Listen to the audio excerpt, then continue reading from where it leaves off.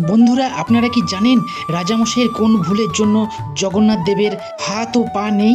তবে চলুন জানা যাক। একদিন রাজা ইন্দ্রদৌম্নকে ভগবান নীলমাধব স্বপ্ন দিয়ে বললেন, তুমি আমার জন্য একটি বড় মন্দির তৈরি করো।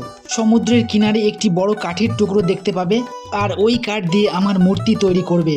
রাজামশাই মন্দির সম্পন্ন করে কাঠ নিয়ে আসে, কিন্তু সেই কাঠ দিয়ে কোনো শিল্পী মূর্তি তৈরি করতে পারছিল না। হঠাৎ একদিন এক বয়স্ক বুড়ো এসে বলে, আমি মূর্তি তৈরি করব, আর এই মূর্তি তৈরি করতে 21 দিন লাগবে। আর সেই শিল্পী বলেন, মূর্তি তৈরির সময় কোনো ব্যক্তি মন্দিরের মধ্যে প্রবেশ করতে পারবে না। রাজা ওনার প্রস্তাব মেনে নেয় এবং শিল্পী সেই মন্দিরে প্রবেশ করে দরজা বন্ধ করে দেয়।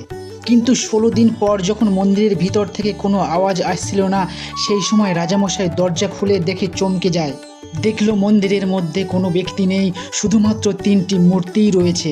এবং রাতে রাজামশাইকে স্বপ্ন দেয়, আমি স্বয়ং নিজেই ছিলাম। মূর্তি তৈরি করতে 21 দিন সময় লাগতো, কিন্তু আপনি আগেই মন্দিরে প্রবেশ করেছেন, এভাবেই আমাকে পুজো দিতে হবে।